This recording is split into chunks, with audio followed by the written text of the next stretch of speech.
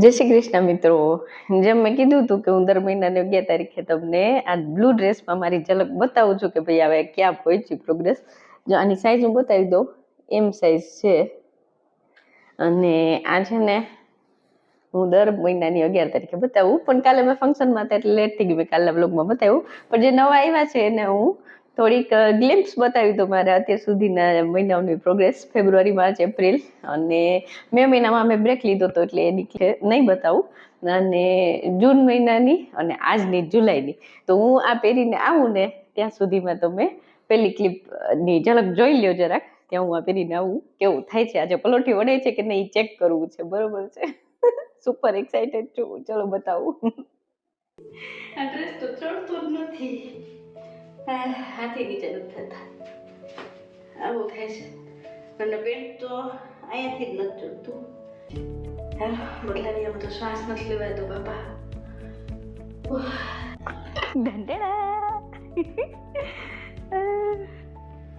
આજે હાથ તો આમ નીચા થાય છે.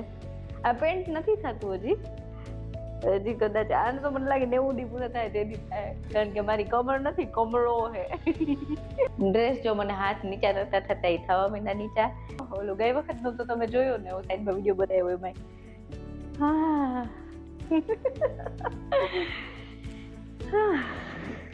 હજી તો આપણું પેટ વેટ છે, હો ઉતારવું પડશે. કમરે છે, દાંતા કાઢતા કોઈ કેટલી ખુશ છું. અને આ પેન્ટ તો મને 90 દિવસ પૂરા થાય ને તેથી થાય, ત્યાં સુધી ચડશે જ નહીં, કારણ કે પહેલા દિવસ તો મને અહીંથી જ નતું ચડતું. અને ચડી તો ગયું છે, પણ મારે નીચે બેસવું હોય ને તો મને કમ્ફર્ટેબલ નથી. નીચે બેસાય છે કે નહીં જો, આટલી હાઈટનું ટેબલ હોય તો બેસાઈ જાય, વાંધો નહીં. પલંગ ઉપર તો બેસાઈ જશે, પણ નીચે પલોઠી વાળીને તો નહીં બેસાય. જો આજે આ ટાઈપનું કંઈક ફિટિંગ છે. ગઈ વખતે આગળથી એટલું ઢીલું નતું વર્તાતું, પણ આજે વર્તાય છે થોડુંક. અને આજે જાણ કરી દઉં, આજે મારું પેટ પણ સાફ નથી આવ્યું. ખબર નહીં આવું કહેવાય કે નહીં, પણ કહી દીધું. અને ચલો આજે પલોઠી વળે કે નહીં જોવું છે, તો જોઈએ.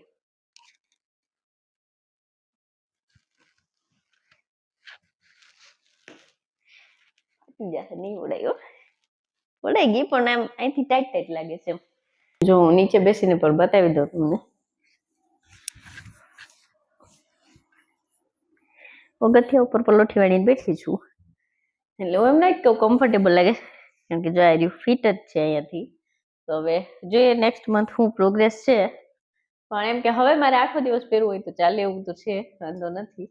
થોડુંક આ પેન્ટને કારણે ફિટ છે, કુર્તીમાં તો એટલું પ્રોબ્લેમ નથી મને, અને પેન્ટ ટાઈટ તો થાય છે, કારણ કે એમ સાઈઝનો કુર્તો છે ને આપણે જર્ની સ્ટાર્ટ કરી હતી ડબલ એક્સેલ સાઈઝની હતી ત્યારથી. તો ચલો ઘૂસી ગયો ને, મને એની ખુશી છે. જો આજે આ ટાઈપનું કંઈક ફિટિંગ છે મને, અને આમ બરોબર છે. હવે આખો દિવસ કે પહેરીને કદાચ મારે જવું હોય તો ચાલે એવું છે, પણ પલોઠી હજી નથી વળાતી. હમણાં તમે જોયું એમ, કારણ કે પલોઠી એમ જબરદસ્તી વાળું તો હોય પણ છેલ્લે ફાટું થઈ જાય છે એમ. એટલે મે બી નેક્સ્ટ મંથ હવે થઈ જવું જોઈએ, પલોઠી વ્યવસ્થિતથી વળાઈ જવી જોઈએ. કારણ કે હું જેટલી મહેનત મારાથી થઈ શકે ને એટલી મહેનત હું કરતી નથી, થોડુંક આળસ આવી જાય છે મને. અને ઠીક જ છે, આપણે અતિની ગતિ કરવી નથી, ધીરે ધીરે જેટલું પણ થાય ને એ પ્રમાણે પ્રોગ્રેસ કરવી છે.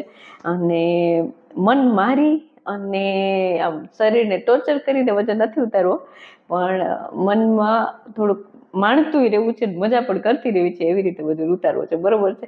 એટલે મારું લાસ્ટ બુધવાર 64 kg અને 940 ગ્રામ એવું કંઈક થયું હતું. તો હવે બુધવારે કેટલો થાય જોઈએ, કારણ કે આ વખતે તો મારા અઠવાડિયામાં 2 દિવસ ચીટિંગ વાળા ગયા છે, અને બાકી એક્સરસાઇઝની એ થોડુંક થાય ના થાય ને એવું હાઈલા રાખે છે, લગડ ધગડ થોડું ઘણું. તો મારી રીતે કોશિશ ચાલુ છે, પણ આ અઠવાડિયું થોડુંક ઢીલું ઢાલું છે. એટલે જોઈએ હવે બુધવારે શું પરિણામ આવે છે વજનનું.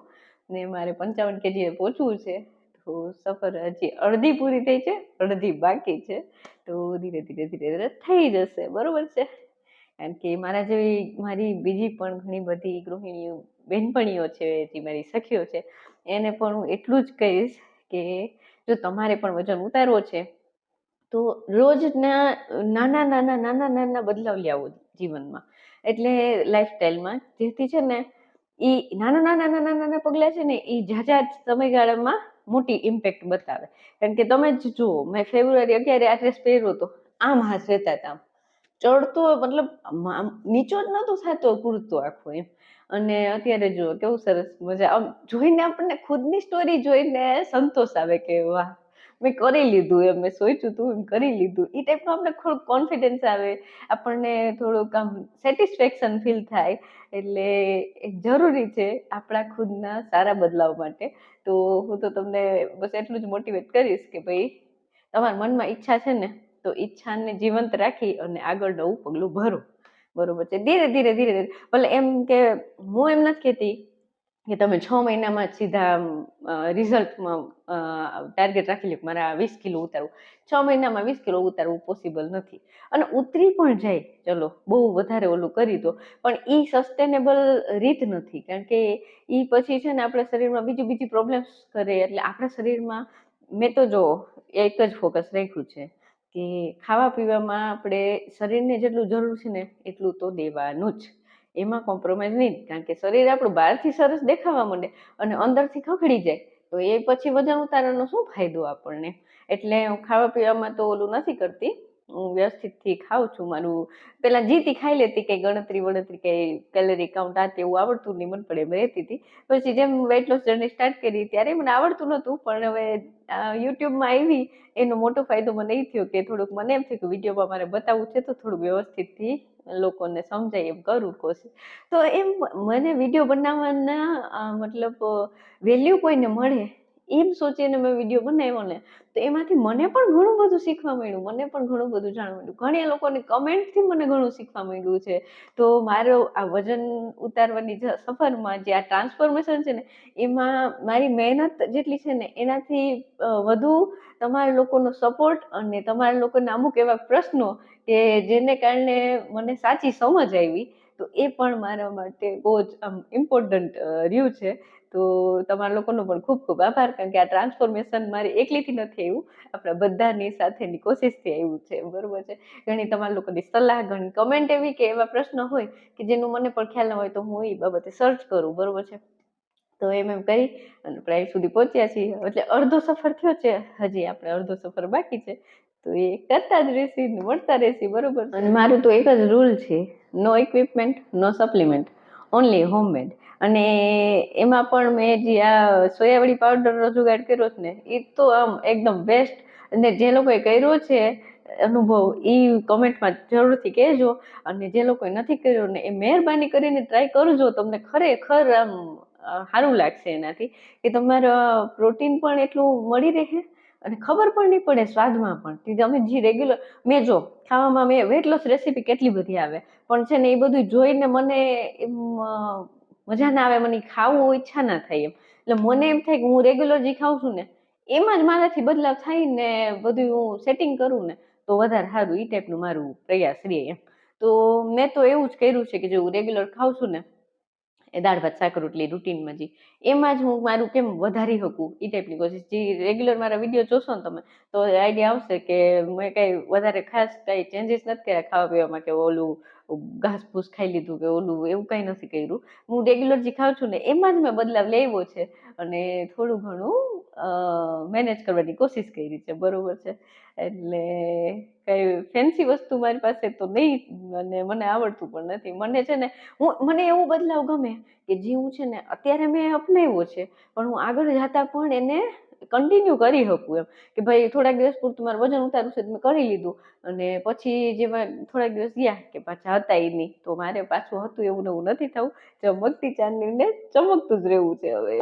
કારણ કે હવે યુટ્યુબમાં મારે ઓલમોસ્ટ ડેલી પોસ્ટ કરવું જ છે, મને શોખ છે, તો હું એ કરીશ જ એમ. અને હા, એક ગુડ ન્યૂઝ એ પણ છે કે મારી ચેનલ હવે તમારા બધાનો સપોર્ટ અને સાથ સહકારથી બહુ જ થોડા સમયમાં મોનેટાઈઝ થવાની આરે છે. બરોબર છે. તો મારા વિડીયોઝને પૂરા જોજો અને મને સપોર્ટ કરજો તો મારો વોચ ટાઈમ જલ્દીથી કમ્પ્લીટ થઈ જાય. મારી બધી સખીઓને એ જ વિનંતી. બરોબર છે. અને બસ જો મને એ વોચ ટાઈમ પૂરો થવાનું આમ જોઉં છું ને કે હવે થોડોક ટાઈમ જ બાકી છે. તો મને ખુશી એટલી લાગે છે ને કે વાત ન પૂછો, કે મેં એક્સપેક્ટ નહોતું કર્યું કે મારું થઈ જશે એમ, કે પહેલી જ વખત આટલા વર્ષના ગાળામાં. કારણ કે મેં એકચ્યુઅલી જો સાચી વાત કરું ને તો મારો જન્મદિવસ હતો ને 5 નવેમ્બર 2026, ત્યારે મેં વેટ લોસનું કંઈ સોચ્યું નહોતું. પણ મેં એટલું સોચ્યું હતું કે મને ફોટો વિડીયો વગેરેનો થોડોક શોખ છે ને, તો મારે આખું વર્ષ મારો પાછો બર્થડે આવે ને 5 નવેમ્બર 2027, ત્યાં સુધીમાં મારે યુટ્યુબમાં કંઈક માથાકૂટ કરવી છે, જે થાય એ બરોબર છે. કારણ કે વજન ઉતારવા હતું, જો મને ઘરમાં કોઈ કંઈ એવું કહેતું નતું તું જાડી થઈ ગયા તે, કે કોઈ રિલેટિવમાં મને કોઈ કંઈ કીધું નથી. પણ મને ખુદથી જ હતું કે ભાઈ મારે થોડુંક શેપમાં આવવું છે.